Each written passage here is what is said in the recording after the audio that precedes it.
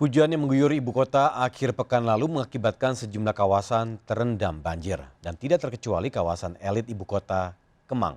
Selain hunian, kawasan Kemang tumbuh suburnya bisnis kafe serta tempat hiburan kini menjadi langganan banjir saat musim penghujan tiba. Lantas, benarkah kawasan ini menjadi langganan banjir sejak tahun ke tahun? Lalu kemudian bagaimana tanggapan warga akan hunian elit yang justru berubah menjadi kawasan rawan banjir? Berikut rakyat bicara pekan ini dengan Kemang Nasibku, Mas kami Nasibmu kini bersama Hasbi Allah.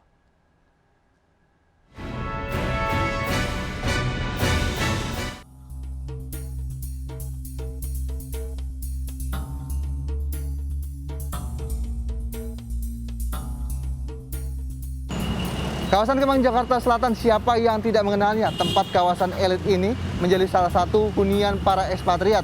Berbagai usaha menjamur, kemudian juga tempat kongko anak muda.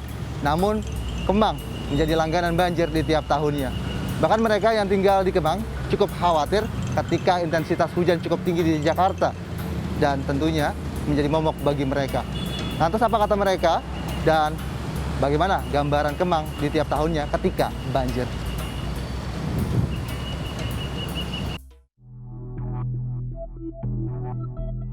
Nah, aku mau tanya, kondisi kemarin ketika banjir terjadi, gimana nih? Apakah barang-barangnya semua nggak bisa diangkut? Apakah ibu ke isolasi di sini atau gimana? Barang-barang yang berat udah pasti nggak keangkut, ya. Kita nggak bisa isolasi atau dipindahkan, apa diungsikan karena nggak bisa jalan di dalam situ 1 meter. Dan mobil kita juga kan udah kerendam. Kita mau naik apa? Mau dijemput orang juga nggak bisa, orang nggak mau kesini gitu ya. Tadi ibu bilang mobil, terus di sini berarti semua barang hampir rata-rata nggak ke bawah, nggak ada yang ibaratnya selamat lah gitu, kayak piano gini nggak bisa selamat. Apa yang mau diselamatkan ya? Ini juga sofa nih udah hancur ya dalamnya, sofa depan hancur, semua hancur. Nah kalau di Kemang itu tiap tahun ibu kena banjir atau apa memang baru kali ini aja? Aku udah kedua kali di rumah ini kena banjir, ya. Dulu masih 10 cm, masih dalam tatanan baik lah. Terus saatnya sekarang naik ke dalam rumah 30 cm. Itu yang saya katakan tadi, kalau 30 cm di dalam rumah atau setengah di bawah betis ini, ya, itu 1 meter udah di luar. Karena rumah kita kan bertangga ya. Nah kalau di Kemang sendiri ini udah berapa lama tinggal? Saya udah di daerah Kemang ini 12 tahun. Ada 12 tahun. Dan 12 tahun di sini atau di Kemang? Ada beberapa rumah. Ibu bisa gambarin nggak Kemang tuh sebenarnya pas ibu tinggal ke sini aman-aman aja, terus tiba-tiba banjir, apakah memang dari 12 tahun yang lalu sudah dalam kondisi seperti ini gitu? Dulu ya waduk itu artinya di bawah kali Krukut itu dikerok tuh. Tuh nggak pernah banjir. Waktu saya yang itu nggak pernah, waktu dikerok ke bawah gitu nggak. Kemudian ada di pergantian itu Cibekuk diem aja di situ, nggak diapa-apain. Nah terakhir ini 2 bulan aku perhatiin dikeruk lagi, tapi udah telat mas Hasbi, telat banget. Dulu bulan Juni itu udah dikerok, namanya Kali Krukut itu. Tapi tahu nggak sih kalau Kemang itu tuh sebenarnya daerah resapan atau mungkin dulu pas beli rumah belum tahu itu? Oh tahu resapan tahu, tetapi sebenarnya resapan itu kalau saya boleh kasih tahu itu sebenarnya dari Ragunan ke belakang sana. Tolong deh Pemprov ini ya, pemerintah ini tolong deh perhatikan ini gitu. Kita ini masa pandemi. Gue jadi sedih banget. Rakyat itu butuh bantuan gitu, butuh bantuan. Tolong deh, yang kerendam banyak itu. Mereka juga bingung melakukan sesuatu. Pastinya mereka nggak punya masker, mereka tidak melakukan apa-apa yang terjadi gitu. Tolong diperhatikan drainase kita, dikuruk-kuruknya itu sungai-sungai, please. Itu aja yang aku minta. Insya Allah kita berhasil melewati ini. Udah pandemi, banjir lagi, tolong.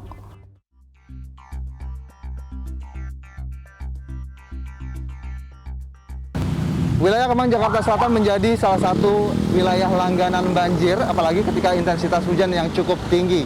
Rencana tata ruang dan juga wilayah pada tahun 1965 hingga tahun 1985 memang fungsi Kemang ini awalnya adalah daerah resapan air dan tidak boleh banyak dibangun bangunan di atas tanah.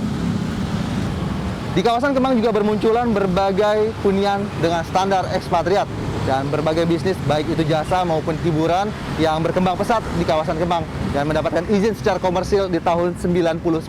Sedangkan di era 2000-an banyak sekali bermunculan kafe-kafe yang menjadi tempat hiburan para anak muda dan juga tempat kongko-kongko mereka dan berkumpul di sini. Lalu gedung-gedung ini menggantikan tempat resapan air yang seharusnya berada di kawasan Kemang. Aduh, itu sangat luar biasa ya. Maksud aku dari tahun ke tahun itu banjirnya tuh bukan makin tertanggulangi, tapi makin parah. Aktivitas aku juga terganggu karena mobilitas saya itu kebanyakan ya daerah Kemang, Kemang Selatan, kemudian daerah Santa. Apalagi yang deket-deket kali itu loh. Itu dia seperti tidak ada nggak ada penanganan yang serius seperti yang sudah-sudah. Tapi kalau dari tahun ke tahun maksudnya, Mbak Ari ngeliatnya gimana nih? Apakah memang ini yang paling parah atau ada yang sebelum-sebelumnya jauh lebih parah? Tahun lalu ya, waktu tahun baru menuju 2020 ya, itu sempat banjir juga kan. Kemang itu betul-betul udah kayak lautan air kali gitu ya. Tapi sekarang kejadian lagi nih. Bukannya makin tertanggulangi dengan baik, tapi ternyata lebih parah lagi. Kita kan tahu nih, musim-musim banjir ya Mas, itu di bulan-bulan apa. Itu sigap gitu loh Mas. Bekerja samalah dengan kecamatan, kekelurahan, bahkan RT RW. Himbauan itu aja. Himbauan yang penting. Himbauan terhadap RT, RW, kelurahan, kecamatan. Tentunya pusat juga harus bergerak ya, bukan hanya cuman ngomong doang Mas. Ngomong-ngomong doang itu kan buat apa gitu. Terus tunjukin juga program gitu. Program banjir ini harus penanggulangannya harus gini gitu kan. Kalau dari tahun ke tahun yang paling parah tuh yang mana? Paling parah ya tahun ini. Kenapa? Ya volume airnya lebih parah, tinggi sampai seleher ada. Sampai seleher. Di sini seleher nggak tahu di tengah. Oh, alah, oke. Jadi kayak buat gitu. warga emang pastilah harus jaga lingkungan. Buat pemerintah ya kalau mau membangun sesuatu itu harus melihat untuk baiknya dulu buat ke bawahnya. Kayak banjir gini kan kita nggak tahu kan, udah hukum malam. Pas banjir, wah cepet banget nih Bang, dari mulai jam hujan jam 10 sampai setengah 2 malam tuh, air udah mulai naik 1 meter dah. 1 meter? Di depan ini, semuanya hanyut dah. Semuanya hanyut. Nah, pokoknya berantakan deh semuanya. Berantakan. Circle jebol. Apa? Ban, circle ki jebol. Kaca mobil-mobil terendam banyak, ada 5 atau. Ada nggak sih pesan buat seenggaknya pemerintah atau enggak masyarakat juga yang kebanyakan juga masih sembarangan dalam menjaga lingkungan? Apa kira-kira? Kira-kira pemerintah kudu tanggul-tanggul kali yang gede-gede itu harus ditinggiin lagi dah. Ya, itu doang sih. Masalah karena tanggul jebol. Ya, mau nggak mau tuh air banyak, hujan deras jadi apa? Udah ngumpul aja tuh air, nggak mau ke kali.